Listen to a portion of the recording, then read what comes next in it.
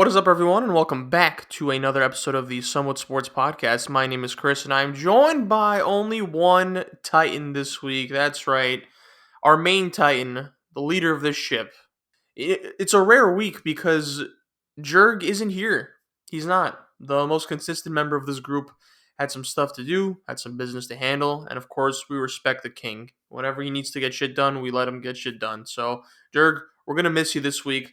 You have me stuck with Dame. So I can't, I don't entirely forgive you, but I mean, it's because it's you. I'm going to let it slide for now. But that's right, everyone. I am stuck with Dame for this week. Dame, how are we this week? I'm good, a little tired. We're starting a little early as probably we've ever recorded. But yeah, it's definitely a sad day without Jurg, our main guy here.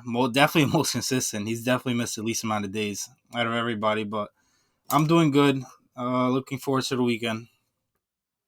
Yeah, it's kind of gloomy in NYC. Winter's hitting hard right Yeah, now there's no more such thing as like, oh, it's a nice day. Like we're straight up in the brick era. it's straight. It's gray outside. Like I don't know.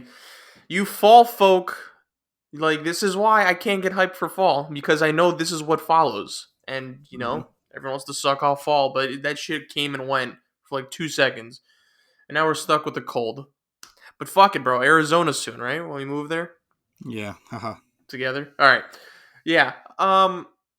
Pretty. This is gonna be a very lenient week. So we talked about MLB free agency last week. Some moves occurred. Some major moves, one would argue, and we're also going to talk about some NBA stuff. We haven't talked about basketball in a while, actually. So what we've decided is that we're going to have like this free for all discussion, kind of open ended. Yeah, we're going to be discussing the standings, teams that have stood out, teams that have been disappointing. Today is also December 15th, which is, I believe it's now. I think anyone who signed over the summer is eligible to be traded now, right, Dane? Yeah. Yeah, so I don't know if a move is going to happen like today, but I'm pretty sure there's going to be movement, a lot more movement in the NBA now that everyone's kind of eligible to be traded. So, I mean, we're going to talk about possible predictions on who we think might get traded, teams that should be making moves, teams that could be buyers, teams that could be sellers, all that, whatever the fuck we want. And maybe we'll talk about like the World Cup final since it's this Sunday as well. But we're also going to cap off with our crowns and clowns segment. I believe we have to give our crowns and clowns for last week and this week as well. And Jurg has also given us his crowns and clowns, so he will not be excluded in this segment. So yeah, Dame, what do you want to start off with? Do you want to start off with baseball news or NBA news?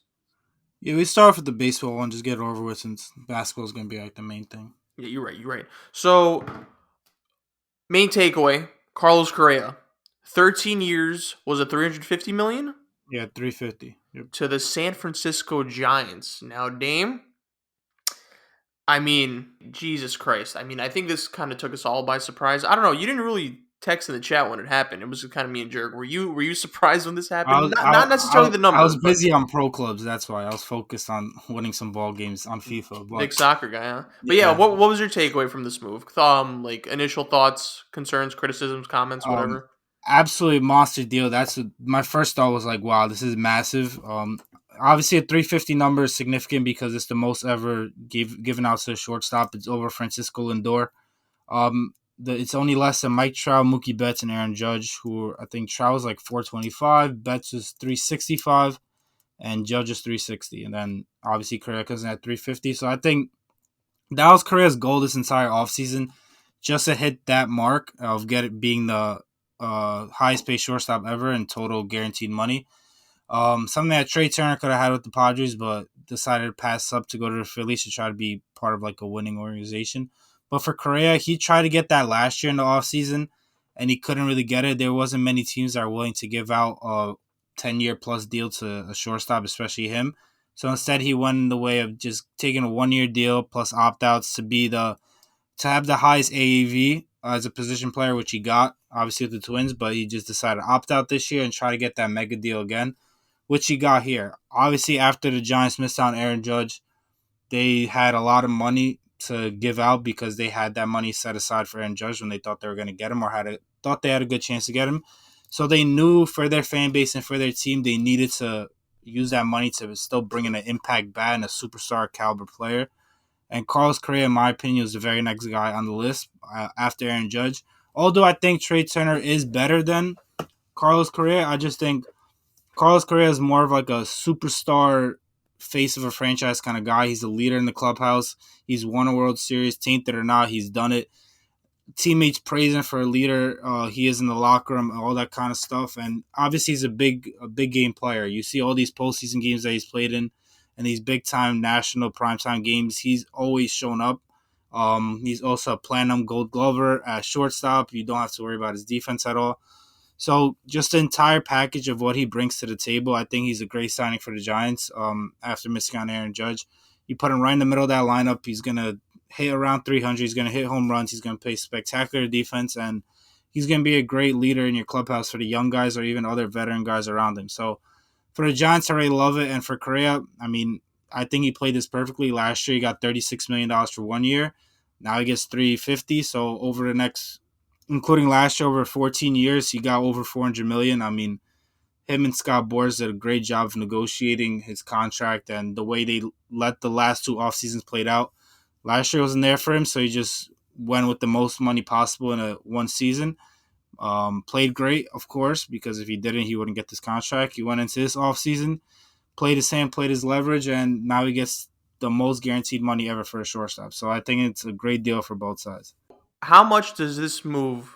How much does this move the needle for the Giants? Because clearly they're in a division with the Padres and with the Dodgers. Those two teams, obviously, they make big moves.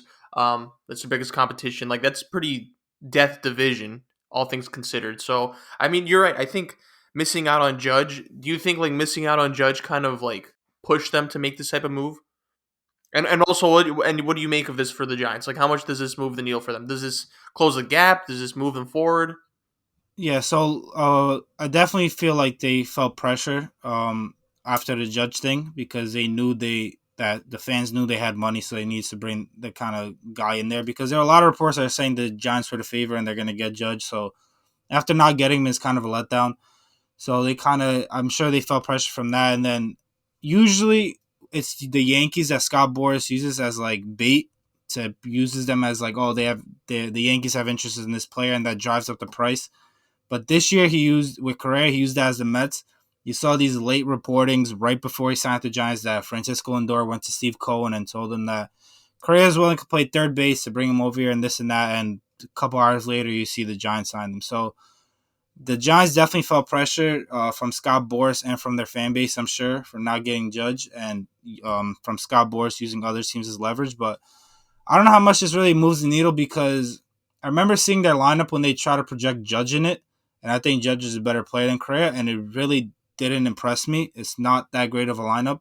I know this team, I think, had the best record 2 years ago, but I always felt like they kind of every single player from their starting rotation to their bullpen to their hitters all played way higher than their expectation is. And I didn't think they would be able to repeat it, which they obviously didn't. They missed the playoffs this year, but they lost a couple guys in their starting rotation. Carlos Rendon probably isn't re-signing with them, so that's a big hole in their rotation. He was their best pitcher last year. A lot of these hitters are getting older. Brandon Crawford isn't the same guy he used to be. Brandon Bell isn't the same guy he used to be. You don't have Buster Posey anymore behind the plate. So this team still does have a lot of holes, but I think bringing a guy like Carlos Correa will definitely lift up the play of other people around him and would attract other players to come over there. Maybe not superstar talents because obviously they dished out a lot of money to Correa, but I think bringing in guys on cheaper deals, little veterans here and there to plug holes in, I definitely think they're more enticing now because they have a guy like Carlos Correa there who players around the league like him because of the leader he is and the stuff he brings onto the field. But like when it comes to the Padres and Dodgers, I don't think they're relatively close to either one because of the holes they have. Like the Padres went out and got Xander Bogaerts. They still have Manny Machado, Juan Soto. They have a great starting rotation. Tatis is coming back at some point. And although the Dodgers have had kind of a disappointing offseason, in my opinion, they're still the Dodgers. I mean, they still have Mookie Betts. They still have Freddie Freeman. They're going to find somebody to fill any kind of hole for them.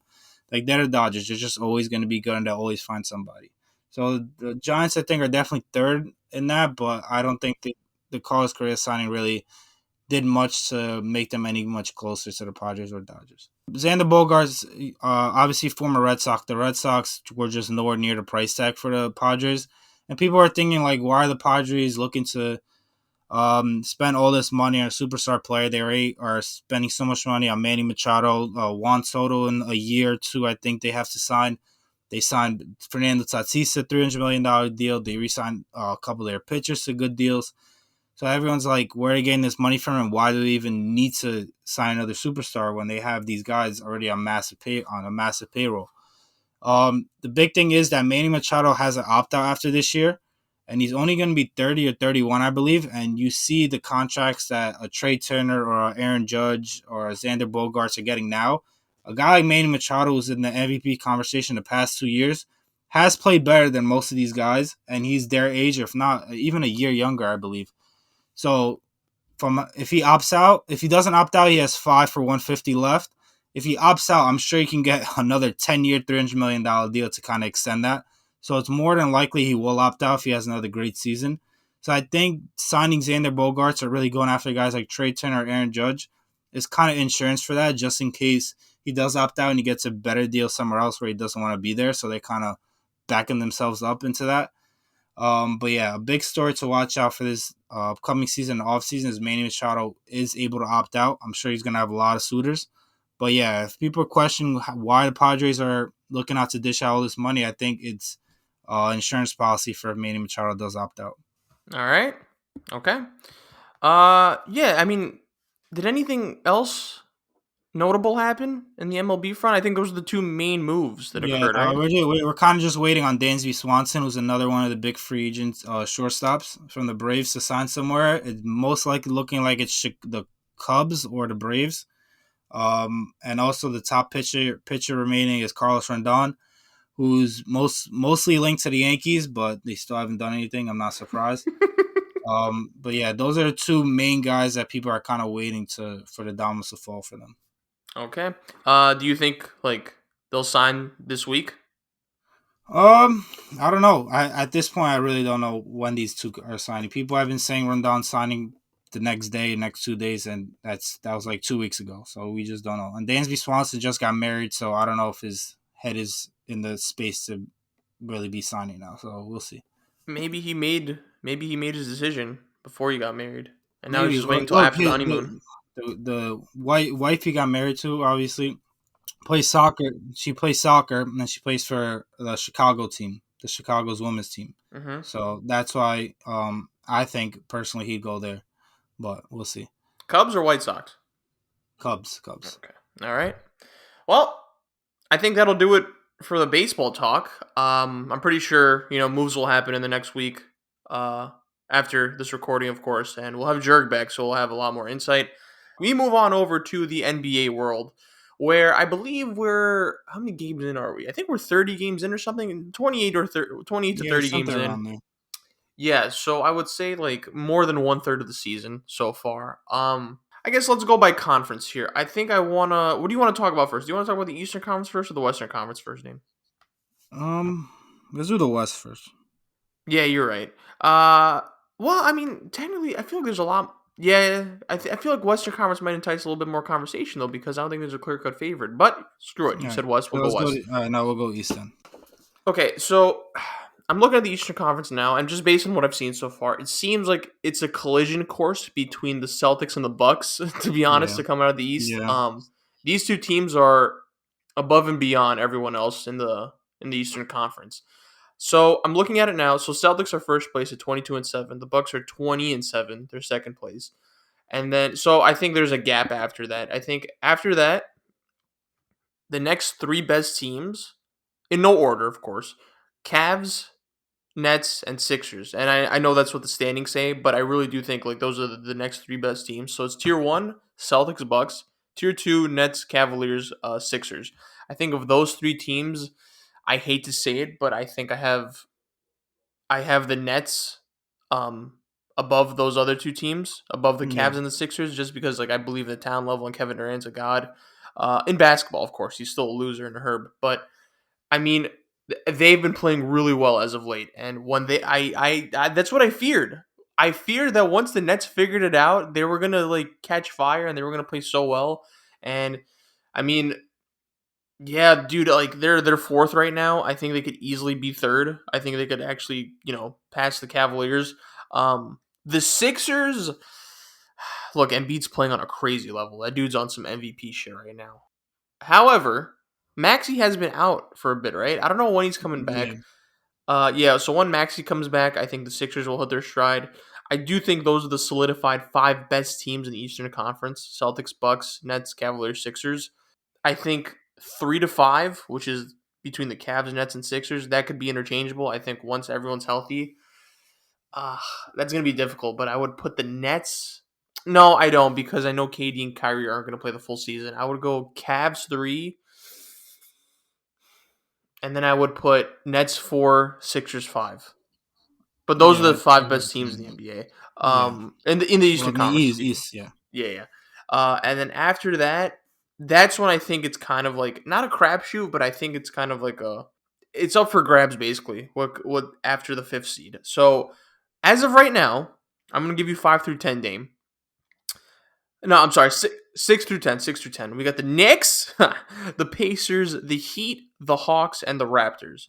Okay, so that's 6 through 10, and then of course 11 through 15 is Bulls, Wizards, Magic, Pistons, Hornets. Magic, Pistons, Hornets. I think we could kind of throw them away. I think those are the three worst teams in the Eastern Conference. I don't think they're going to make any noise, even like for the play-in. I think those are the three worst teams. Um, I don't see them going anywhere. I do like what I'm seeing from the Magic, though, bro. I think they're going to be really good next year. I don't know, like it's just it's a good problem to have when you have accumulated a lot of young talent, right? I think Paulo Banchero, man, that dude's a fucking problem, bro. And like if they're in the running and they get Victor Wembanyama, oof, because Bobo is looking like a gem, and also Franz Wagner, bro. Maybe snag a top 5 pick in this upcoming draft.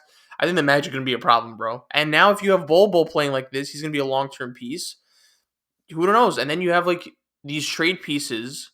These like I feel like they could come up with a decent trade package with Cole Anthony, Wendell Carter Jr. Because at some point, like you can't really maintain all the young talent you have. So I do think they're gonna eventually make a trade. And then of course, if you get a top 5 pick, who knows? I think they're in a good position right now because they have really good young pieces and they also have decent young pieces that they could put in a trade package. So that's what I think. Dame, I'm very concerned about the Hornets. Yeah, I don't know why. Looking at it, I don't know how they have the worst record in the league.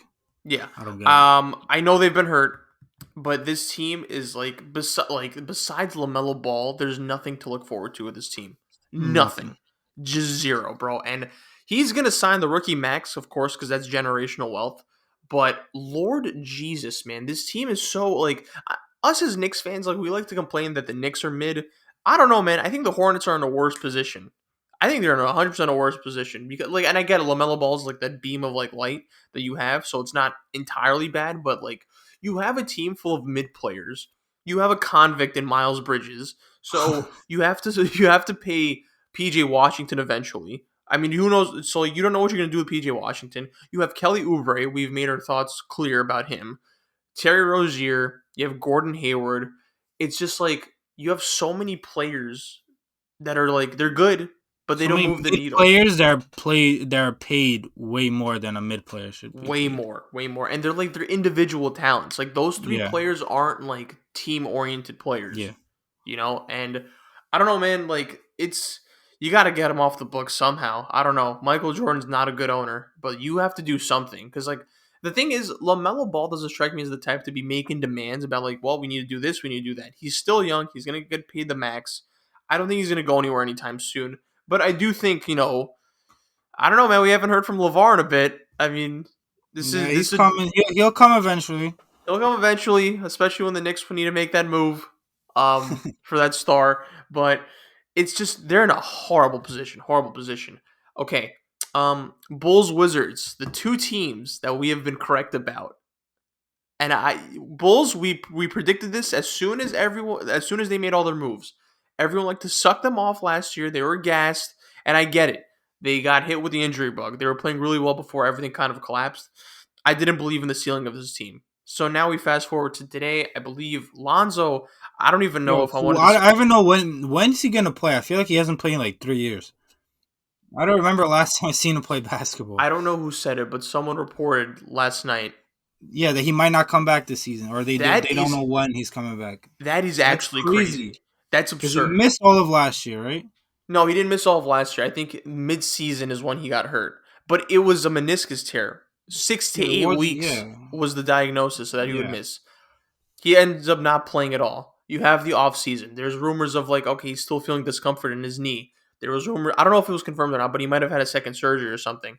To Hmm. not play this entire season, that is wow. Because dude, that not only like that kind of sets you back a lot because he's playing. He's getting paid a lot of money, and I do think Lonzo is the connector for this team. Because when you have two like players like Levine and DeMar who both kind of need the ball in their hands, it's important for Lonzo Ball to kind of be like there as your like main facilitator, and I do think he makes him better. But a year and a half, bro, I don't know. Meniscus here, like clearly there's something wrong with that knee, and that's I think the most concerning part. It's not like all the time he's gonna miss. It's the fact that if he takes this long to recover from that, like he might just that knee just might never be the same. Period. Like no matter how much time he takes to recover, and that's the concerning part. That is a But yeah, concerning part. but like you said, yeah, I think he is a connector to the Bulls because he is the one player that plays defense, not even just a little bit. I think he's an elite defender, and he is that point guard that distributes the ball to everybody. Like Levine and DeRozan are kind of like ball centric players, but like Lonzo's the one that could dish him out, put him in the spots that he needs to be in, run the break, and like I said, play defense, which is the most important part because nobody on that team plays a lick of defense. Right. Besides Caruso, I guess, and Patrick Yeah, Williams. yeah, But yeah. I this is concerning because Lonzo's style of play is very fast paced and he likes to push the ball. Who knows how he's gonna end up after this injury, bro? Like this Mhm. fucks you up, especially like pacing wise. So and the way Lonzo plays, I think that's important for the Bulls because it makes them a quicker team. He gets everyone into the sets a lot more smoother. But it's just like the way like this injury could affect him going forward is really concerning, man. And I feel like and I like watching Lonzo play and he makes the Bulls fun.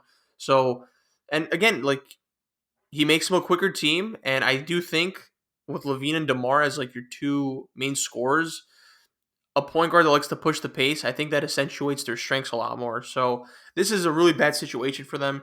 Um, I don't know, man. The Bulls, they're not looking good. They are 11-16 right now. Not good They at just all. I lost to mean, the Knicks.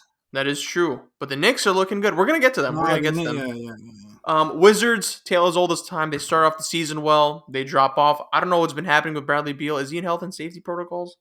I think so. I feel like Bradley Beal has been in health and safety protocols for like 2 years now. Like it's always him and Levine. I don't know. Probably not Vax, but fuck him. I don't care. Stay with the Wizards, man. They go rotten mid.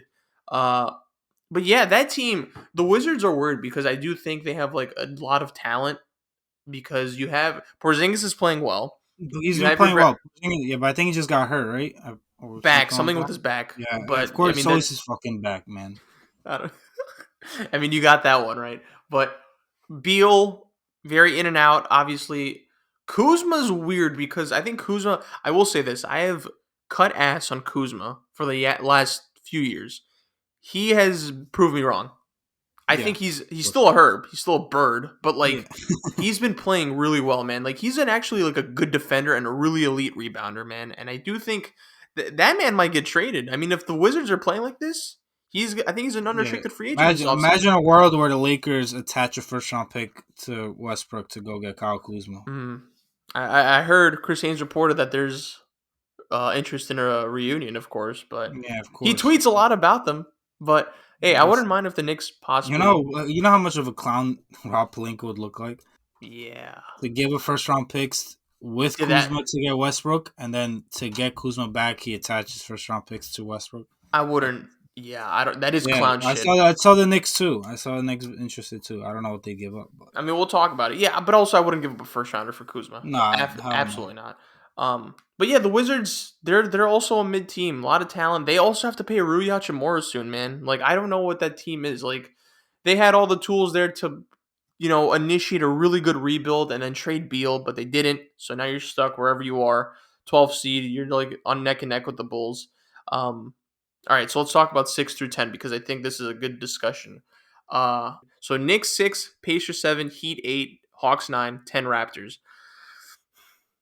Raptors, I think we've talked about them. There's a ceiling to them. They're a really good team. They'll be like a problem for any team. If they make the play-in or the playoffs, they'll like make it tough for like whoever they're matched up with, but they're not going to win. That team, I don't know.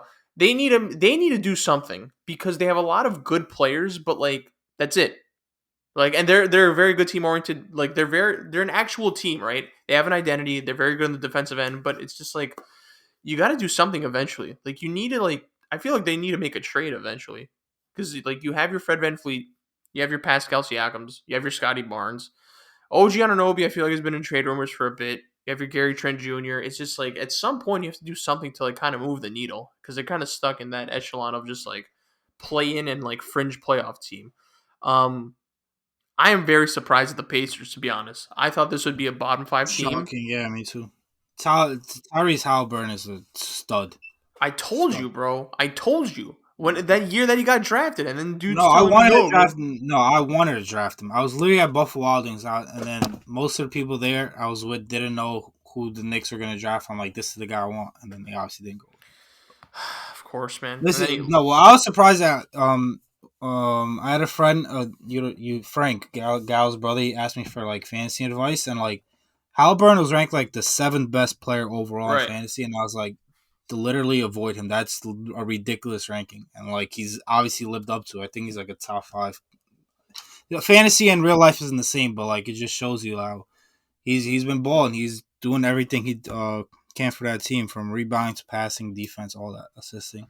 scoring too, bro. And it's just he. I'm like I hate this, bro. It's just like the Pacers rebuild. Like they're rebuilding, obviously, but Mm-hmm. like they're so ahead of the curve. And I hate this because like I hate how teams like surpass the Knicks when it comes to that, right? And they don't make as like it's so like they just dude they gave up everything last year and like a year into this rebuild they're already competitive, right? You have your franchise cornerstone and I'm just so jealous. Benedict Mathurin, bro, looks like an absolute stud. Stud too. He Yep. should win, I think, Rookie of the Year as of right now, and he's already in the Six Man of the Year running.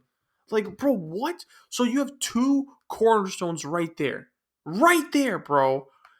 I think obviously Turner and Heald are gonna get traded. I don't know if the Pacers are gonna like be in this playoff hunt. I do think they're gonna come down eventually, but I think they're gonna be competing for a play-in spot. I don't think they're gonna be in the 6th seed, but I do think they're gonna be competing for a play-in, man, and good for them, bro. Good for them. Like they kind of traded it all the way, like the Brogdons of the world, and everyone thought it would kind of be, you know, um, draft season, but no, man, they're competing. They're one of those teams where like they have a good developmental system. Like because they're a small market, and it's because it's Indiana, they can't really afford to be like bad, but like they're one of those under the radar teams that they're kind of probably they're fun to watch. I'm assuming. Like I don't watch a lot of Pacers games, but when you have Tyrese Halliburton and Benedict Mathurin to be leading the charge, can't be that bad. So already Pacers fans, you should be really excited. Heat and Hawks, two of the biggest disappointments this season so far. IMO, bro. The Heat, I have no idea what's going on with the Heat. I wish Jurg was here so I we could think a kind lot of. of it. Yeah, I think a lot of the Heat stuff. Jimmy Butler's out for a lot of the beginning of the season, But and they now have that no he's starting to depth, come back, bro. they don't. They don't. But I think now that Jimmy Butler's back, once he gets back consistently, I think they'll get more in the groove and they'll improve. They definitely been disappointing though, and they have their share of problems. But I think they'll be better than what they are now. I don't know about them competing with those top 5 teams in the East, Yeah. but I'm definitely seeing them to be better. But yeah, I mean the depth is definitely concerning. Tyler Hero and Bam have been studs. They've been standouts. Like, but those, well, we expected that, right? Kyle Lowry's washed. Wow, it's so bad. Butler, yeah, but the thing is, bro, like Butler's, yeah, like he's obviously healthy now, but like, can I count on Butler being healthy throughout the entire season? Like, No, they're at absolutely this not. point where like they can't really afford Jimmy to be taking games off. I'm not saying purposely, but because like his health factor comes into play here, but they're they're in a weird spot. Duncan Robinson's contract's like top 5 worst ones in the league. they don't have assets to pull off a trade. Like they're kind of I'm curious to see what the Heat are gonna do because Riley, the devil, is gonna like do something, right? But like what is that something? I don't know, man. I don't the Heat are a team to watch. I just don't know what they're gonna do because they're kind of stuck right now. Never thought I'd say that about the Heat. Never thought I'd say that about the Heat. The Hawks. Wow, have I seen some really bad losses from them? Wow, and I know DeJounte Murray is out, and that's kind of like fucked a lot of things up. This is a weird team, dude, because They're I mid team think that just stuck, bro. No cap space, no draft picks. Like they just are what they are, and this like is why.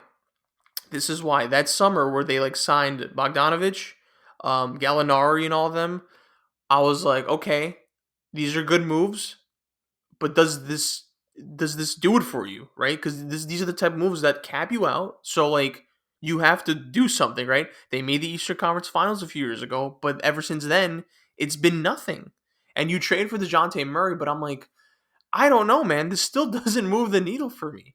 And now there's reports that Trey Young and Nate McMillan are like having, you yeah, yo, know, issues. Here's the thing.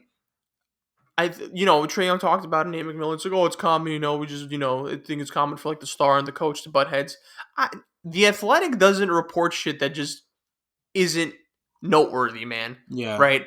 I Normal think shit, they don't know. If it's normal, they don't report it. exactly. I do think there's something there, and I do think Trey Young, man, for as good as he is, he has been a little bit of a head case, man.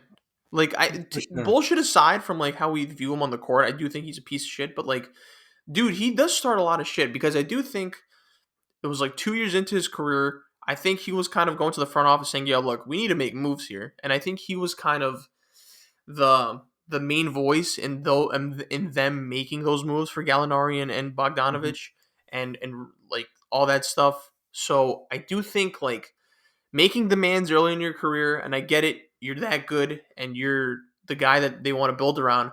But now you hear like him going butting heads with Nate McMillan, and it's just like Trae Young's, he does have diva antics, bro.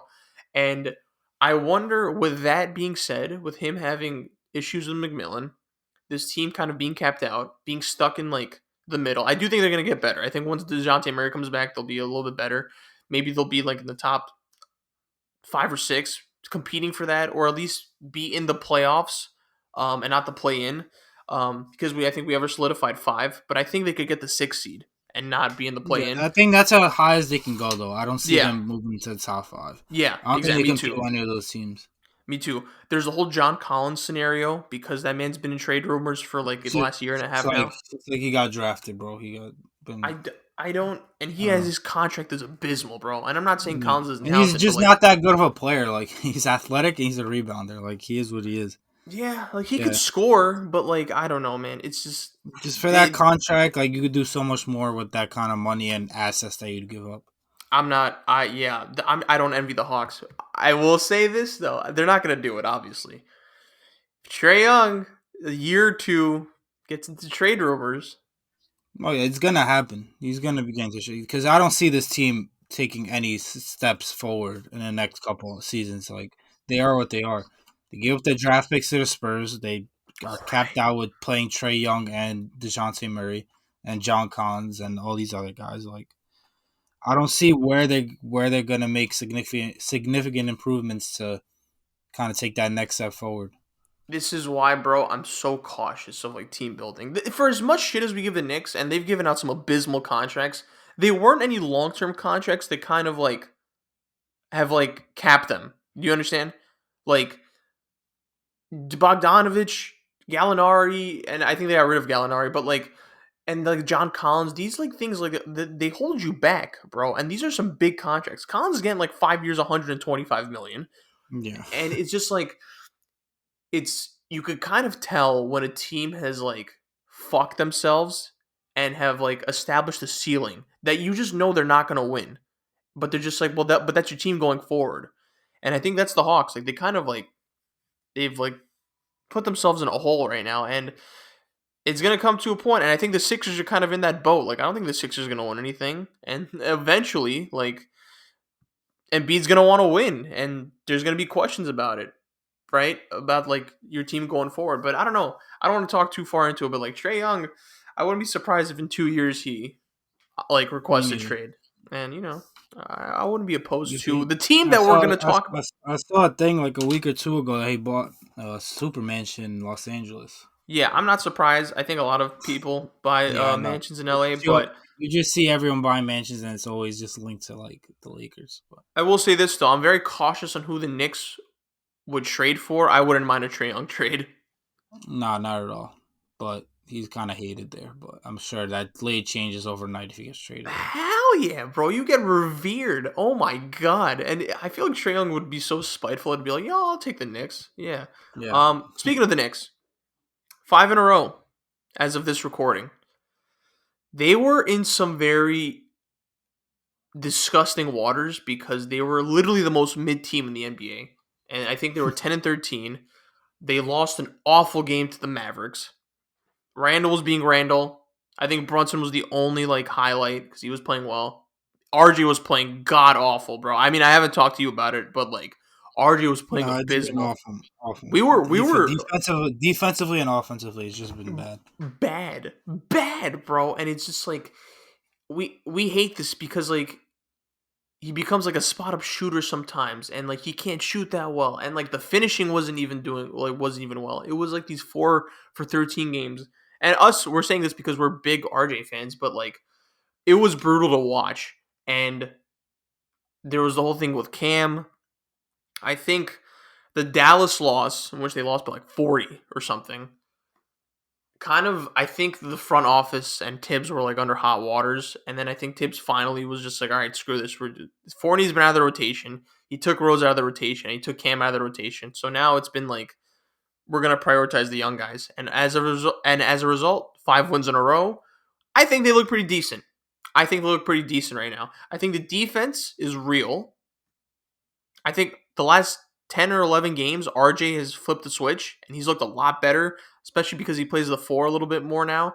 Um, he looks, I think, really good right now. Brunson has been Brunson this whole season. I think he's been like the lone consistent bright spot for the Knicks. Especially from two dudes who were a little bit skeptical on the contract before this. I've been proven wrong. I don't know about you if you've jumped the bandwagon, but he looks good. Randall's Randall. Highs are high, lows are low. I still think we should trade him. I think we should sell high for him. Actually, I hope Yeah, the Knicks. absolutely. I think we should maximize what he's doing now and trade him for whatever we can. Whether it's draft picks or young players, you get out of the contract and you get assets. But Yeah, but I have a bad feeling they're not going to. But yeah, they look good, man. They look good, and I do think they're going to be competing for like that. I think they're going to be in a play-in team for sure. But like the objective is to like get the 6th seed, right? So you could avoid the play-in. yeah, My only issue is that 6th seed guarantees you a matchup with either the Cavs or the Nets, and I don't want to play the Nets because I don't want to be embarrassed. Um, and also the Cavs, like you're going against Donovan Mitchell, who was the guy that was in trade rumors with you. Uh, I don't know. It's just what do you like? What do you so make of the Knicks? you'd rather be there, or you'd rather be there than not be there. That's how okay. But Yeah, that is for true. Knicks, I think the problem there all season that I've been watching, they've been one of the worst defensive teams in the league. But I think from switching to putting Grimes in the starting rotation has changed a lot. Instead of having fucking Evan Fournier there, God, talk about bad contracts. That shit is awful. I can't wait to get rid of him. But thank God he's not playing anymore. D-Rose, they don't really play him anymore. That's good. They play Miles McBride a lot, who's a really good defender, so I think that helps a lot too. Just playing these young guys, like you said, I think has definitely helped them. And Jalen Brunson has definitely been our best consistent player all year. I think just they need to stay healthy, keep it together, and I think they'll be exactly where they are now, to be honest. I don't think they jump into that top 5, but I don't think they can get any worse. I just think as long as they stay healthy, they just need to put together consistent games for their guys like RJ. He had a rough stretch start to the season. Always, Then always. he had a good 10-game stretch. Then there was like a flu going around and he had an awful 15-game stretch. And now the last 10-game stretch has been good. Like he just needs to consistently put it together. I think he'll be all right. Same at Randall, like like you said, the highs are high, lows are low, and then when the lows are low, like he's just has a piss poor attitude, a piss poor like Demeanor. body language and demeanor, like, and then that just brings down the rest of the team, especially when you have so many young players around him, and they kind of look to him as the leader. So he needs to change that shit around because that shit's been going on for a couple of years now, and it's really annoying to watch. But yeah, I mean, I definitely like them finally going to the young guys and playing him. I wish they'd play Cam more because Okay, we're gonna yeah. I think he's another good defender that can shoot three as well. That situation just really confuses me. I don't understand the hatred for him. I think he played the games he did play. A lot of the games, I think he played really well for us. But yeah, I'm just confused on that situation. I don't know your thoughts on it. I think so. There's some stuff to unpack here. We've been wanting this for so long, bro. Just the young guys playing. Like I don't understand why this took so long. Like, and you're seeing results. You're seeing results, bro. It's just, I mean, Grimes has been a stud, bro, an absolute stud, and you could tell why he was untouchable in the Donovan Mitchell trade rumors. Um, I'm so glad we have him, bro. Like, I do think he could be Klay Thompson light. I really do. I know as a Knicks fan, it's a little enthusiastic, but he's that good. I think we should sell high on Randall. Look, I think they're one trade away from being like a solidified 6th to 8th seed, right? And like they're going to be in the market because they have Fournier and Rose and Cam Reddish, but I there's rumors that they're interested in Eric Gordon. I don't know how I feel about that. I do think like he has a tradable contract. Actually, contrary to popular belief, I was looking into it. I don't know if I would mind that or not. Because I feel like that might take away some minutes from the young guys because you know what Tibbs is, but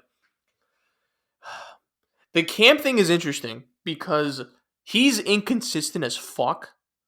And I know there's a lot of people who like look at like the actual stats about it and like the true shooting and all that and the advanced analytics. And I know there's a lot of there's a lot of skeptics about Cam. And I guess rightfully so because he's very inconsistent from an offensive standpoint. I do think defensively he's good. There are some times though where you could see some lackadaisical play, and it's kind of infuriating. He has the tools to be a fucking like a star, bro. But like he just never put it together.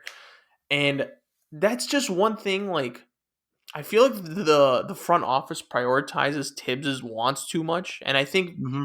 that's the issue here because I don't like we need to find diamonds in the rough, man. Like this is and this is why when the Knicks shouldn't be surprised when their young guys aren't viewed highly as much because of this shit, man. Like Cam should be getting minutes, especially with Obi out, and it's just I don't know, man. I think he's one guy that I think like we should have just give him a shot. To be out of the rotation completely is absurd to me. Absurd. I think like he had one bad game in Dallas and like that just like took him out the rotation. I'm like, did we just like disregard the decent games he had before that? It's weird, man, and I think it's a missed opportunity because him and RJ in the same team, it's just like, man, could have been a lot closer to that Yeah, huge and like trio. you mentioned how like inconsistent he is, but I think a lot of that has to do with like the inconsistent playing time he gets. Like it's really hard Yeah. for a player, especially a young player, to get consistently in their groove and in their rhythm when they're getting inconsistent minutes each and every single night. Like you see Grimes thriving right now. That's because he's getting consistent minutes each and every single night in the starting lineup, game after game. If maybe you gave Cam Reddish the opportunity, and even if he has a bad game, you still play him the consistent minutes you've been playing him, you could really see what you got. But I think if you let a guy play a few games where he plays well, and then the second he has a bad game, you take him out the rotation. I think that's where you fuck up the player mentally and physically on the court. Yeah, and that's one thing about Tibbs is that like his rotations suck absolute ass. And look, Grimes, that was gonna be his spot from the beginning. He just got hurt with his foot. But I don't know, man. The Cam thing's weird, but he's gonna get traded, and I fear that he's gonna like thrive in the new team he's in. But like, there's rumors with like the Lakers and all that. I know he's represented by Clutch, so of course I want to bring him to the Lakers. But I think that's it for the Eastern Conference. Knicks, very encouraging from what we're seeing. Let's keep it up. Let's not make stupid trades. Let's not trade for Zach LaVine, please, please, bro. If you're gonna make a trade, you wait for the Trae Youngs to be available or Shai Gilgeous-Alexander. Let's not settle for Zach LaVine. Western Conference. Some takeaways here. Spurs, Rockets, Thunder. I think they're out of the loop because those are two. Spurs are just tanking like flat. Like I think even Popovich was like, guys, don't bet on us. I'm like, okay, I guess we're conceding. But the Spurs are like one of those teams that look good while they're losing. Obviously, they're never going to be like bad. Rockets, I think they have some decent talent. I just don't think they have like the personnel to kind of put everything together. Uh, I like Jalen Green a lot. Jabari Smith Jr. I think I like him too. I do think he's a rookie though, of course. Uh, it's gonna take a little bit for him to kind of find his groove. You also have your Kevin Porter Jr.'s of the world. Sangoon is looking really good for them. The issue is that like they need a connector. Like, and I think Kevin Porter Jr. was supposed to be that guy at the point guard position, but like I do think they're in need of like a true point guard because Green needs the ball. He's very offensive oriented.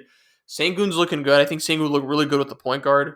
Again, Jabari Smith, I think it'd be important for him to have a point guard for him to kind of like find him in spots. Other than that, they need to trade Eric Gordon, bro. I don't know what they're doing. I think they're demanding a little too much for Eric Gordon, but I think like he's like the main piece that like is preventing them from going full rebuild. They suck regardless, so they're gonna be rebuilding anyway. But it's just like, bro, just take what you could get for Eric Gordon. But Rockets, I like their crop of young talent. They're probably gonna get a high draft pick this year, so the rebuild continues. Thunder, Ponzi scheme, Presti back at it. They weren't gonna do anything until Chet comes back. Shy's playing out of his mind. Love Shy. Oh my I god, I wish would I give got up. Shy, man. Oh my god, bro, I would give up so much for Shy. He's so Anyway, fucking good. um, Timberwolves. I'm not even gonna go there because it's too easy. Cat's out for a bit. Just a reminder, they gave up 5 first rounders for Rudy Gobert.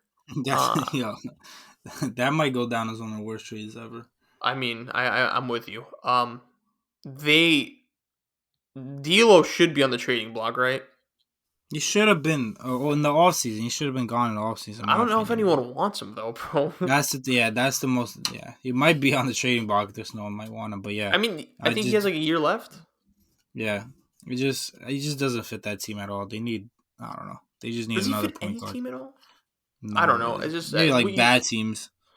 I mean, the Wolves are a bad team. I don't. Yeah, but they're Maybe not what about trying to be Rockets? bad. That's the thing. Yeah, Yeah, that's they a could good go to point. Rockets or like Charlotte, something like that. Washington. That's funny. I do think Rockets should make a play for D'Lo. We're just talking about it right now, but yeah, he should be in a place where like the It's expectations a aren't really as high. small, bad defensive 1 through 3 though from him, Porter, and Jalen Green though. I mean, I don't think they're in I think That they're just trying to accumulate talent at yeah, this that's point. true.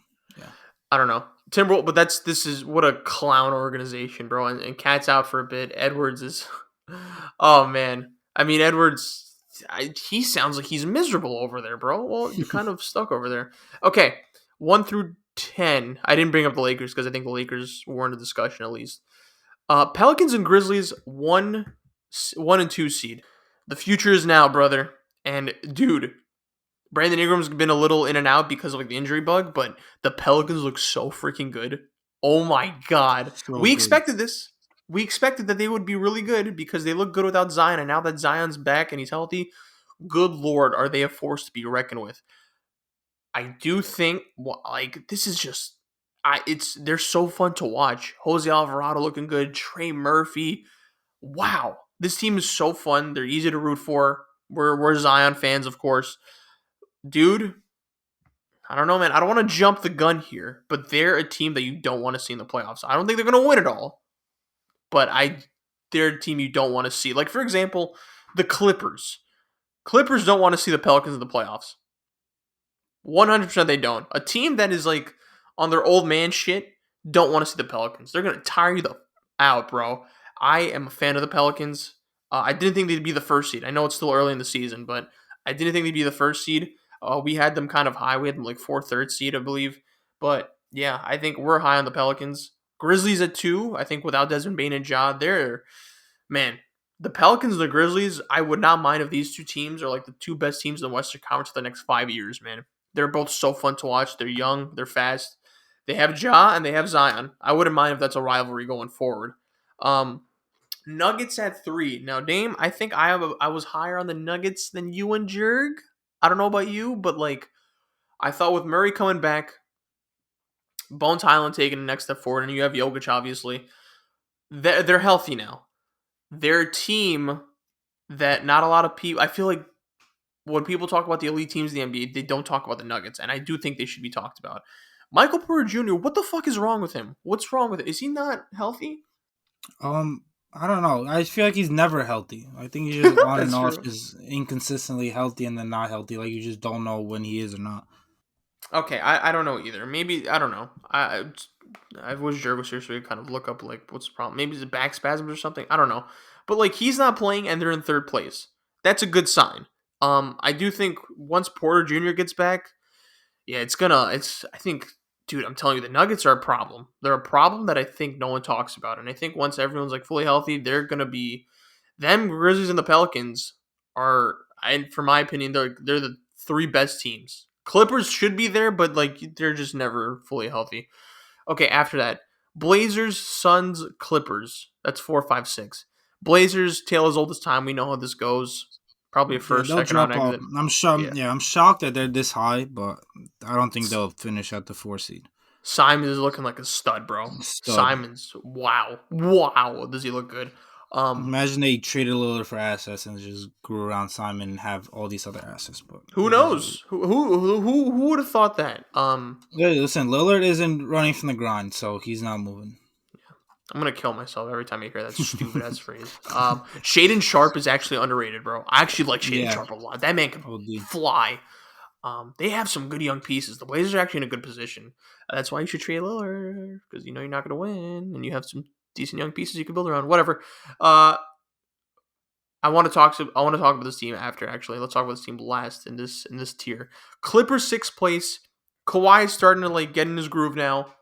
I think that was the one thing that was kind of holding them back. Actually, um, yeah, we've talked He's about still this. not This gonna play most of the season. Like he even came out with a comment that he's just waiting for the end of the year because that's Yo, when it's bro, it fun. is kind of like unreal, bro. Like he's my favorite player, and like it's just every like star that is like past the age of 30 thinks this. LeBron, him, like Steph, they all give a shit at towards the end because that's when the playoffs start. But like I've never seen someone make it so abundantly clear than Yeah. Kawhi. It's just it's he knows the Spurs really like instilled this mindset in him, bro. And it's crazy because like this is why I think like he takes games off, and I think this is why the Clippers are cool with it because they think, all right, once we're locked and loaded, doesn't matter who we match up with in the playoffs, we could beat them. Yeah, their team is loaded. It's just it's Health, all about the chemistry and the health, and even if they are healthy, like they need to get their chemistry going because the guy missed 2 months before, a couple weeks before, he plays on and off here and there. Like you could stay healthy that way, yeah, but when it comes to the playoffs, if you are healthy, you don't have the chemistry and continuity that all these other teams that have been playing together throughout the whole year have.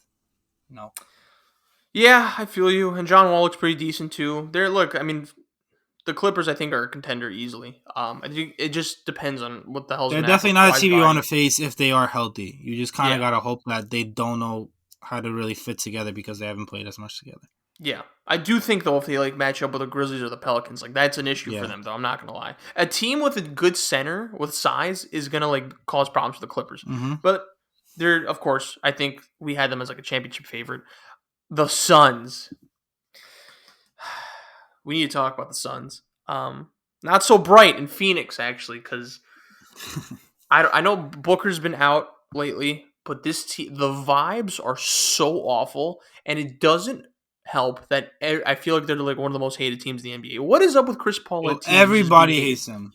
Everybody hates him. I don't know what it is, but Devin Booker's. I just feel like Chris Paul is obviously not a likable guy around the league. I feel like Yeah, everybody he's a hates him. bitch, bro. I'm sorry. Devin Booker's kind of a bitch too. Like I think he's kind of learned under the wing of Chris Paul how to be a He's bitch and always how been to a be bitch, not likable. bro. And I feel like DeAndre Ayton doesn't even like being there. I feel like he signed a contract with the Pacers and they matched it. And he's just like, I guess I got to be here because he matched it. But I feel like he doesn't even want to be there either.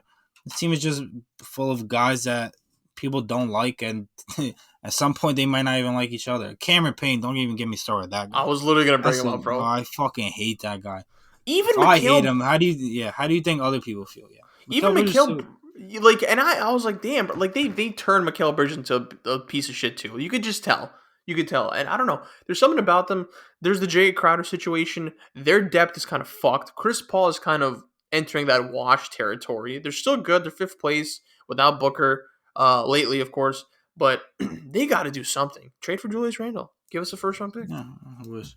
It'll all be well. But yeah, they're. Devin Booker lost Kendall. Chris Paul came out. They fucked Kim Kardashian. This team's just going down the drain.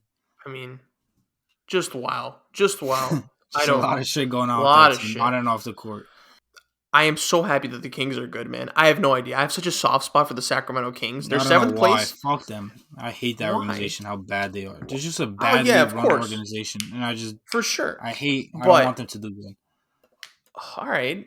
I mean, a little personal there, but I don't know. I like that. Like, they've always had a soft spot for them ever since De'Aaron Fox went there because, I don't know, they've been like this fast-paced run and gun team that like I've just been a fan of, and now that they're kind of, I think all the pieces are there for them to make the playoffs or at least the play-in. Yeah, De'Aaron Fox is De'Aaron Fox. I do think Kevin Huerter's been a very solid addition for them. Malik Monk has been playing great. I've been a big fan of Keegan Murray. Sabonis, really good player. I just think the tools are there, and they're winning. They're playing decent basketball, bro. Like, it's the Kings at the end of the day, and they still need to learn how to, like, win games. I know they're 15 and 12, but, like, they still need to learn how to win. They still need to defend, but they're in a good position right now. They're in a very good position. I like seeing fresh blood in, like, a playoff picture, and, I mean, they haven't been there since we were, like, in elementary school, so I don't know, man. I kind of like watching them. They're fun to watch. Beam team up, man. Jazz at 8. I hope this team gets out of the playoff and play in picture. Yeah, that's another team I just hate that they're even remotely interesting or good. It doesn't make sense. I don't know why. Like, I can't even name you 10 players on their team. Besides Markkanen, Clarkson, Conley. Markkanen's been playing out of his fucking mind. That's probably why they've been so good. Yeah. I'm sure Danny Ainge is fucking kicking himself for not having a good pick, trying to rebuild, trying to fully tank, and they're not going to have a top 5 pick. I'm glad. Good. Fuck him. Be in the middle of the pack. They won't have it with the Timberwolves. He won't have it from the Cavs. So fuck that team. Oh, you're right. I just forgot about that. Good shit. I also didn't think they thought that Markkanen would be this good. I think that changed the trajectory of this team. I think they're going to fall back. I don't think they're going to like keep up. Like, they're 8th right now. I think could see them slip into 10th. I hope someone surpasses them. Last 3 teams I want to talk about: Mavericks, Warriors, Lakers. Let's talk about Mavericks first. Dude, we talked about this. Look, they're always like in the hunt, not championship hunt, but you're in the hunt. You're a good team because you have a generational talent, Luka. But man, oh man, they do not look great, bro. And I do think the Brunson subtraction, for lack of a better term, the absence of Brunson has fucked them up because they don't have that secondary guy. And they don't have that secondary guy to not only create for himself and score for himself, but to create for others. Like, Luka is that entire offense, and when he goes off the floor, they had Brunson, obviously not as good as Luka, but he can distribute, put guys in spots, and he can score 20 for himself. They literally don't have that. Like, if Luka's not doing anything, if he takes a play or 2 off, or obviously he's off the floor, this team's a mess. It's a heliocentric offense. That's the flaw with Luka's play, is that his play does not make people better. I know he's a good passer, but like in the catch and shoot sense, that's like those are where assists come from. Is that he draws so much attention. It's like the James Harden thing. You draw so much attention, you give it to like a shooter, they shoot, and then that's it. But like he doesn't. Like, his type of play doesn't make the others around him better. He's just that good that they're always going to be, I guess, somewhat decent. But I don't know, man. They're stuck. They don't have assets to be making that trade to get like the second star for him. And it's just like they signed Kemba Walker. That's something that like a team that knows that they can't make moves, that they're just like kind of grasping at straws. I don't know, man. They're 9th place right now. I think they're going to be a play-in team. Like, I don't see them being 6th place. I don't think they're going to be a solidified, playoff team. They're going to be a play-in. When it comes to the playoffs, like, they can beat anybody in the series. Like, Luka will just slow down the tempo, and the entire game will be played at his tempo. Like, as long as they get in, they'll definitely be a tough out. But then he'll get fatigued, bro. Yeah. That's the thing, is that, like, he does so much. By the time, like, the playoffs drag out, he's tired. But, yeah, I don't know. I don't have a lot. That's another Luka, Mavericks fans, enjoy him while you have him, because that man is not staying with the Mavericks his whole career. Hell no.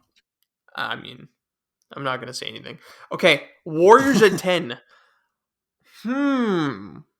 This is another weird team because I think Clay's been playing a lot better as of late. Steph just got hurt and he's requiring an MRI with his shoulder. That's cause for concern. This team is weird because Wiggins has been hurt lately. They don't play Kuminga as much for some stupid reason. I don't know why, because Kuminga is like a plus for them. Poole has been underwhelming. Who would have thought that?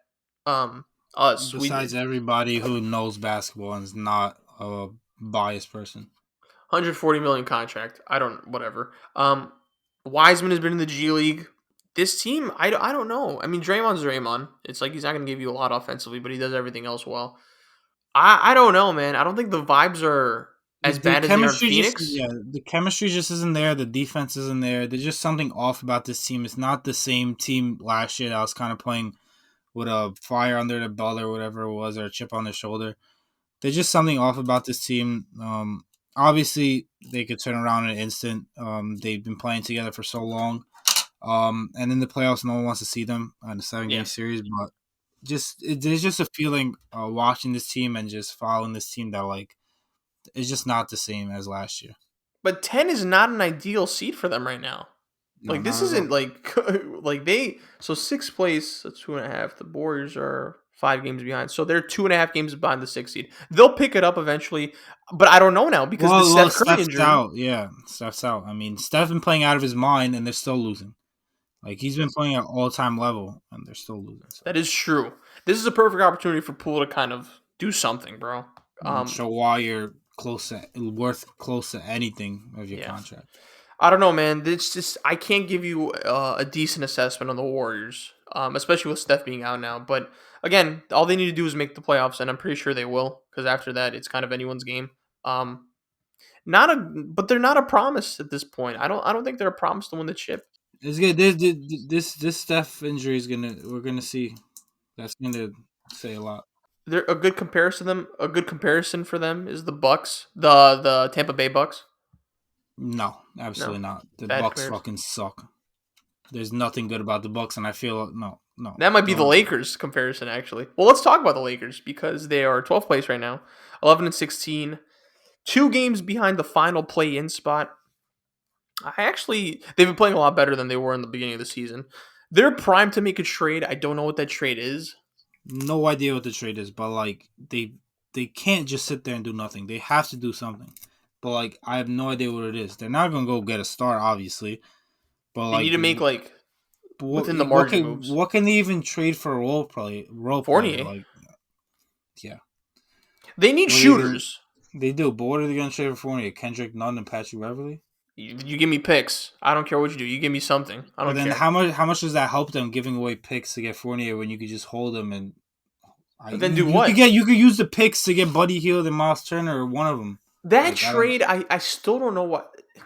I know why that trade hasn't happened, but like that trade has been like there for so long. I can't believe nothing has come to fruition. But Me I too. don't know. I don't get it. But if you're the Lakers, you're right. If you're not getting a star, don't go for these like Kyle Kuzmas of the world. Like they need Yeah, I know. shooting. Yeah. I It's weird because they're playing a bit better. They just need to get into the play-in for me because at that Mm-hmm. point you're just like, all right, you get to the play-in. LeBron, do your thing.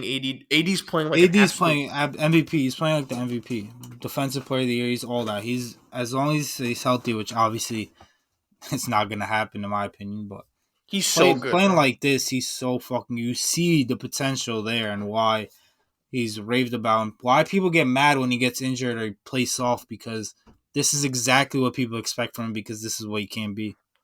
I think this recent emergence of him has like changed the trajectory of the Lakers. I Yeah. they're fully like in the play-in contention as of now. The Timberwolves are coming back. Then they need one of the teams to kind of fall back, which would I'm assuming be the Jazz. They would need one of the top I think top 6 teams: Pelicans, Grizzlies, Nuggets, Blazers, Suns, Clippers. They're staying. I think Warriors are there. They would need the Kings, the Jazz, or the Mavericks. I think the Wolves are coming back as well. They need one of those teams to kind of fall back. Best case scenario would be I think the Mavericks are going to stay there because you have Luka. So at that point, you do the math, it's Kings and Jazz. We would hope it's the Jazz to kind of like leave the play in Yeah. contention, but they need one of those teams to like drop out. It's possible. If AD's playing like this, everything's possible. But you Yeah, need for everyone to sure. stay healthy, though. That's the number one Yeah, thing. health I think is the number one thing because although they are playing well, like Russell Westbrook has been great off the bench. I mean, I Yeah. think pretty sure he might be a leader for Sixth Man of the Year, or he's definitely up there as a top candidate. But him playing off the bench, AD playing out of his mind, LeBron is as long as he stays healthy, he's still a top 10 player in the NBA at least. Mm-hmm. Um, as long as they put all that together and make, I don't know what kind of move, any kind of move to somewhat improve this team, like they'll definitely should be in that playing game at the very least. I agree. Yeah, let's get LeBron to the play-in at least, bro. I think what a waste that would be. Lakers need to do something, man. It's just like at this point, I don't want to say I feel bad for LeBron because I don't, but it's kind of sad to watch. But I think it's more of a waste towards Anthony Davis's year, Yeah, more I so think than it's it is more of a LeBron. waste. Yeah, I think it's more of a waste of Anthony Davis. Like LeBron is in that point of his career where like You don't give a fuck. many don't expect him to go far or win a championship, and he doesn't really expect to. I think win a championship. I think for him it's mostly about that scoring record at Mm-hmm. this point and kind of extending his career to maybe play with his son. And I think those are the two main parts of his career. I think right now and his main focus. Of course, he wants to win. Of course, he wants to win a championship. But I think he he's realistic. He's a smart guy. He knows that may not be in the cards right now. Yep. I mean, self-aware LeBron, man. Screw it. Yeah, I think that's it for like NBA talk. I mean, look, do you see a trade happening soon? Like, Nah, I I wouldn't don't say know. league I don't know. shifting, but like, Yeah, do you? I don't know. I don't see anything right now, to be honest. Okay, well, let's see. I think some trade. Looking at the teams right now, trade candidates. I could see Eric Gordon getting traded if the Rockets just come back down to earth and just not hold him highly. I think Eric Gordon could be traded. The Lakers are in the mix there. I don't know what they're going to do, but the Lakers could do something. D'Angelo Russell could be traded. Mavericks need to do something too, but I don't know what they're going to do. Warriors, you never know. Jazz, I don't know if they're going to be sellers because at some point Danny Ainge is going to be like, all right, fuck this, we're winning too much. And then after that, it's Clippers should go after a big man because I think that's their big flaw. Eastern Conference, the Celtics, They I should think go stay after put. Miles Turner. Who? Clippers. They should. They should. You would hate that as a LeBron enthusiast, but Turner would. Oh my god, what that would be huge for the Clippers. Bucks. I know they're interested in Jordan Clarkson. I don't know. I don't know if they have the pieces to get Clarkson. Cavs won't do anything. Nets won't do anything. Sixers no. Knicks might do something. I mean, they have too many people out of the rotation to not do something. Pacers. I don't know if they're going to be sellers because they're playing so well now that at that point, like, do you keep Hield and Turner? No, right? I don't think you do that. Heat. I don't know if you could make a move.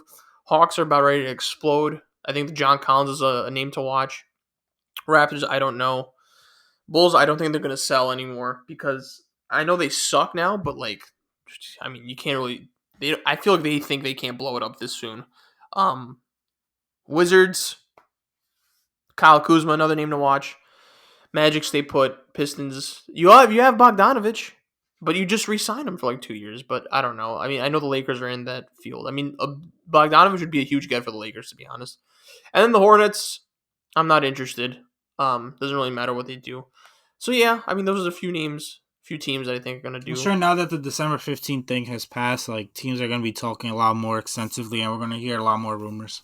Yeah, which is always a fun time because it's shit for us to talk about. Yeah. All right, so that'd do it for NBA talk.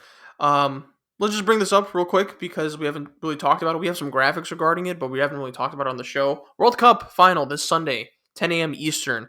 Argentina versus France. Messi versus Mbappe is like, the star matchup that everyone's talking about. Dame, I know you don't watch soccer a lot. Your teams got eliminated pretty early on, so you don't really give a fuck who wins this. I will say, though, so I'm not a big soccer connoisseur, but I do follow it a little bit more than you and Jurg. Yeah, of course. It would be very, very cool to see Messi lift up that trophy. I know you're a Ronaldo fan, but to be this close and a player of that caliber, the story's there. This is like a fairy tale story. An This absolute is supposed to be superstar. like his last one, It's right? his last one. He's 35. It's like it's your last one. You're in the final. You're this close to obtaining God level. You already at God level to a lot of fans, to a lot of people, but internally, for you to be like solidified, satisfied for the rest of your life. A perfect career, I would say, actually. To come this close, it would be tragic for Messi not to hold up that trophy. And like, I don't know, man. It's just, I really hope he does win it. I hope he wins it, right? Because it's his last one, man. And it's just, I know internally, like, Messi's solidified. A lot of people call him the GOAT.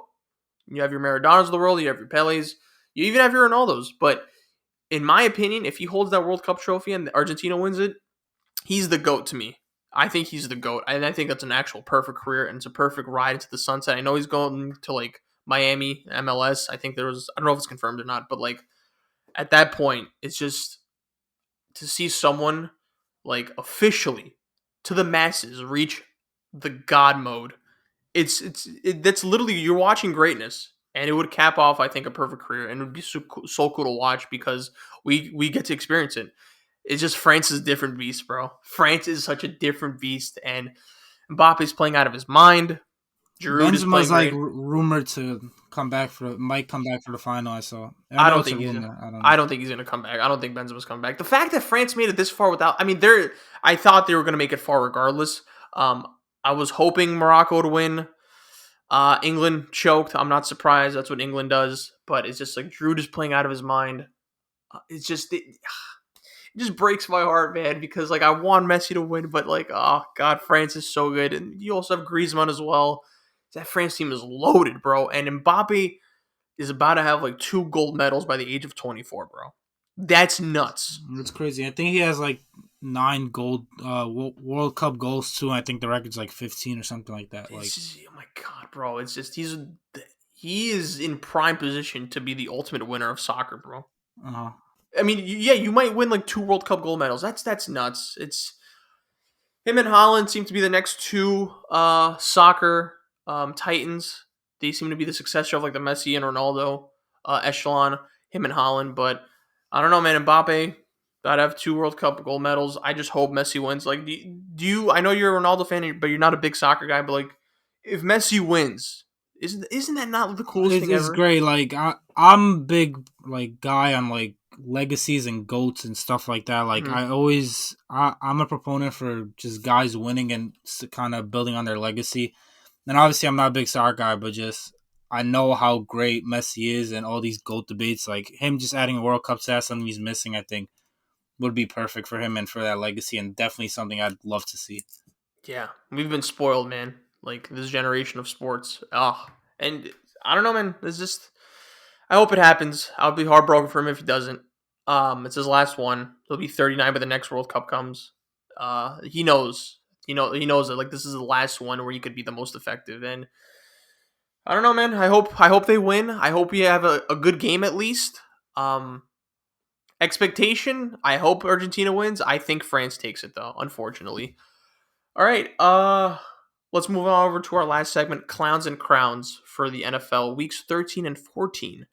So I'm gonna say Jurg's, and then we'll get to ours. So week 13. So Jurg's week 13 crown is Amon-Ra St. Brown, and I'm not gonna say his clown yet.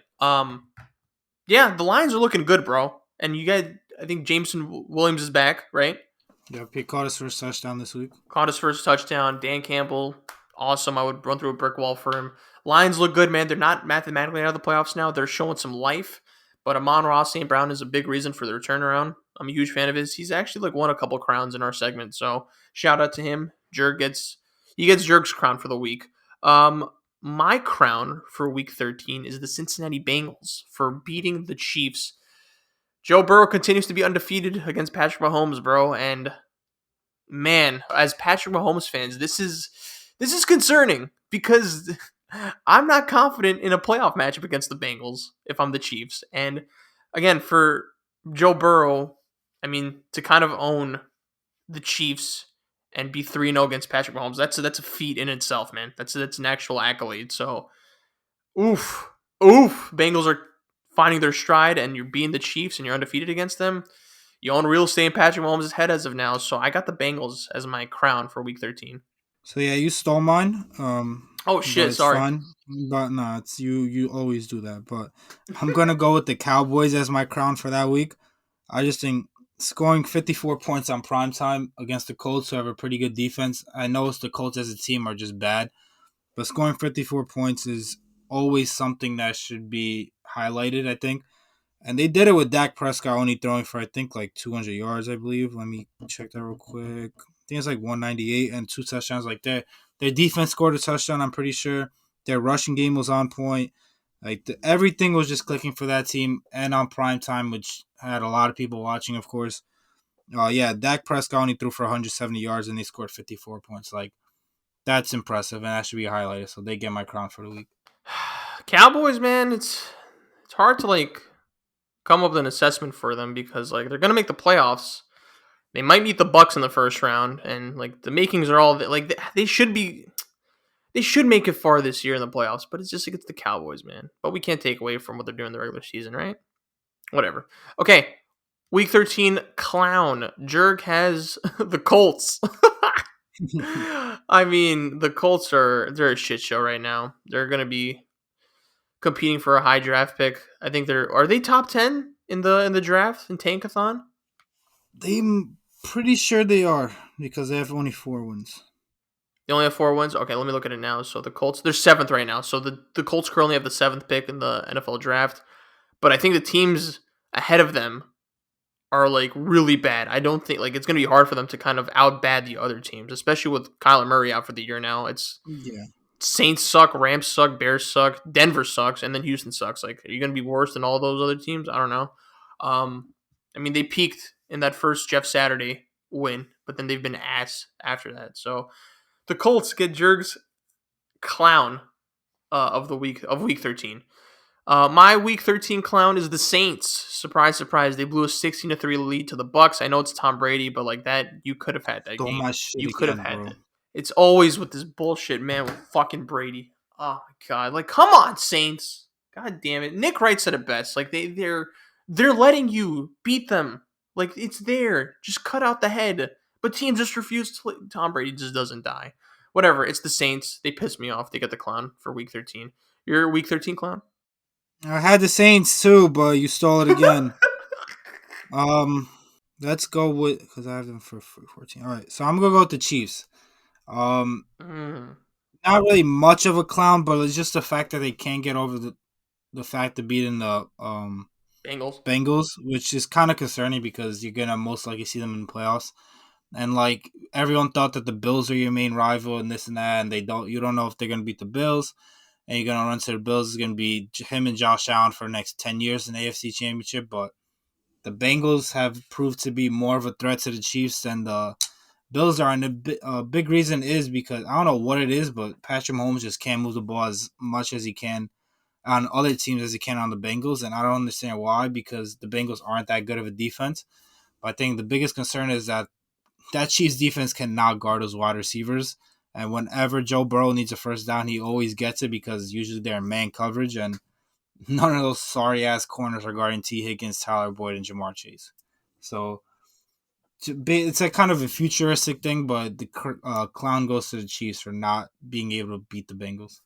And it's just like this is a game that like you just like have circled on your calendar, man. Like you Yeah, got to show up. Kelsey had that really big. I think they would have won if Kelsey didn't have that turnover. But like, yeah, come on, bro. It's just yeah. I think some of the O line for the Chiefs was out for that game, but I don't think Joe Mixon was playing for the Bengals, right? Was he out?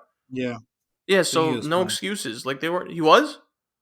Yeah, Okay, whatever. But still, was it's he? just like I don't remember him playing to be honest. But you're right. I think the Chiefs defense is so abysmal and like their corners cannot forget the Bengals receivers. They can't guard any receivers, bro. I think Trent McDuffie's the only respectable one, but like geez, man, they have work to do. Like you're right. They were concerned about the Bills. You got to be concerned about the Bengals now.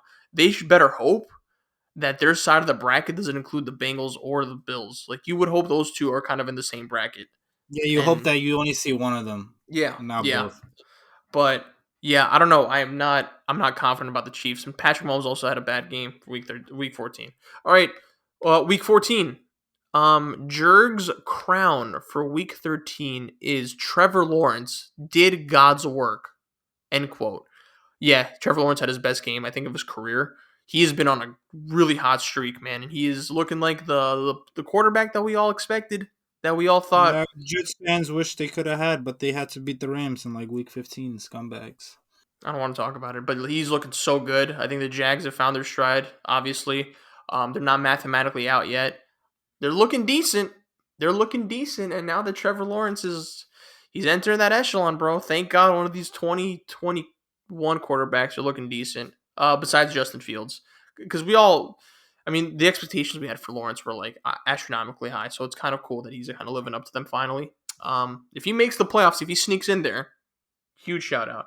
Okay, my crown for Week 14 is Brock Purdy.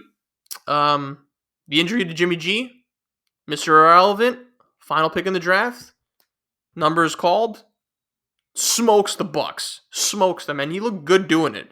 So it's not like he was just riding the run game. He was actually like I think 2 touchdown passes, 2 or 3, something like that. 2 or 3, But like he had 3 total. he played He had really well, rushing. man. He's looking good. The fact that you could just kind of hold down the offense until apparently Jimmy G gets back, because there's a possibility he comes back. But like, he looks good. He looks good. He's questionable tonight against the Seahawks, but shout out to him, man. Your first start and you beat Tom Brady. Not a lot of people could say that. So Brock Purdy, you get the crown of the week for Week 14. I'm going to go with Baker Mayfield. I mean, what this guy did in that game was unprecedented. Like, no one expected that to happen. He was having an all right game. It wasn't bad. It wasn't good. But then when it came to that last drive with under 2 minutes left, to go 98 yards to get a touchdown was absolutely incredible. I mean, he hasn't even had a full week of practices and learning the playbook. He didn't even start the game. John Warford started the game, and then they brought in Baker. Then they took him back out, and then they put him back in. It was an on and off thing, and just to be able to go up the field 90 yards under 2 minutes is just absolutely incredible. Yeah. Yeah, that was kind of surreal to watch, to be honest. Shout out to him, but also I do think like I think the Rams should keep him, bro. As your Yeah. backup, because Mhm. you don't know what's gonna happen with Stafford. I don't think there's any harm in keeping Baker, and I'm pretty sure Baker wouldn't mind staying there, even if it's a backup. It's LA, bro. Screw it. Um, and you have Sean McVay to kind of guide you, which is probably the best coach he's ever had. He is the best coach he's ever had. Okay, so that was okay. So Week 14 clowns, right? Yeah, Yeah. clowns. Okay. This is Jurg's Week 14 clown. Cliff Kingsbury, dude is getting fired after Week 18 for sure. Yeah. Cardinals are done. Murray tore his ACL. He's out for the season. He's gonna be out for like till next year. Obviously, he might not even play next season because it Yeah. happened this late. Yeah, I think even before the Murray injury, he's been kind of on the hot seat. Yeah, Cardinals need to fire him. He's ass. He's a bad coach. I don't think he's a good coach. So Jurg, I agree with you. So that's Jurg's clown of the week for Week 14. My Week 14 clown is the Las Vegas Raiders. Similar to the Saints, they blew a 16-3 lead to the Rams. Kind of jumping off what you said, rebounding off what you said. Like, how do you lose that game against the Rams? And Baker, was there for 2 minutes. Didn't even, fully learn the playbook. Like, how? The Raiders have been, one of the biggest disappointments of the year so far. Top 3, at least, for me. They're ass. I feel bad for Devontae Adams. But it's just jeez. Bro, the Rams are so bad, and, you blow a 16-3 lead in, the final 2 or 3 minutes, and it's just, their quarterback just flew in. Flew coach, I believe. First class coach, whatever. He got there, in short notice. So, huge L for the Raiders. They're not making the playoffs.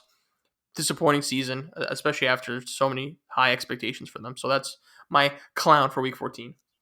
My clown, I really want to go with this guy again, but I'm going to change it. I want to go with Tom Brady again because he just deserves to break the record for clowns and ever. I think he Even though has. this is the first time ever we're doing this, but he just deserves as many clowns as possible. But I'm going to go with Tua Tagovailoa. I mean, the game he had against the Chargers was embarrassing. He went 10 for 28, 145 yards and 1 touchdown. The 1 touchdown was Tyreek Hill on a 60-yard bomb that he just broke free. It was an embarrassing game. Everybody's watching it primetime, of course. And going against Justin Herbert, there was a lot of pressure there because they were the 5th and 6th picks in both their drafts. They went back-to-back.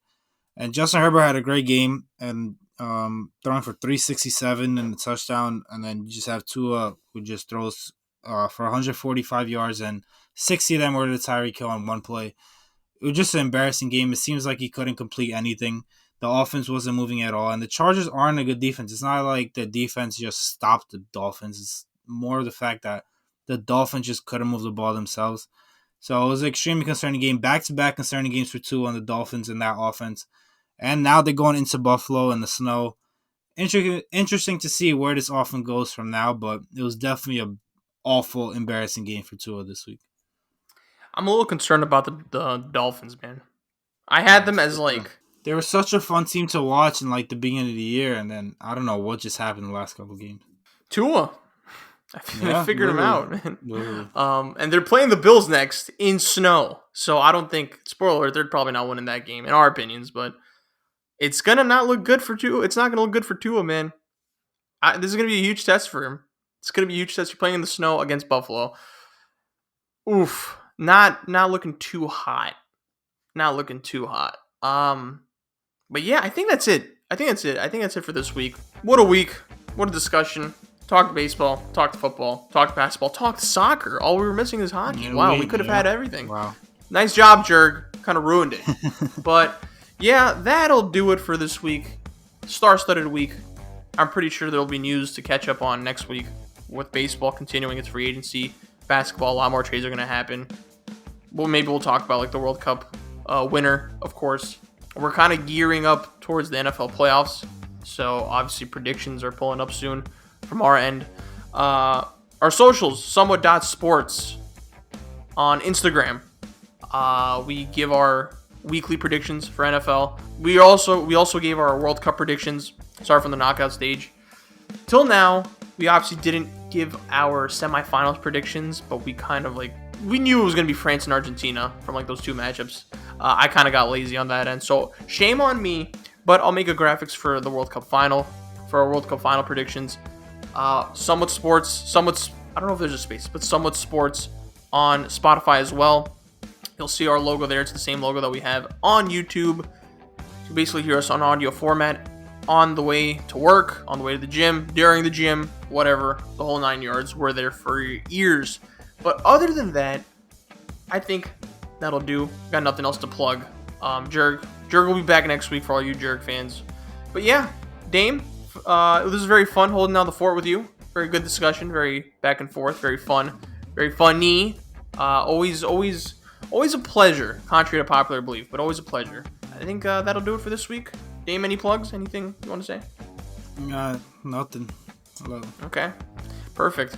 To all of our listeners listening, if you made it this far, we appreciate you. And until next time, peace.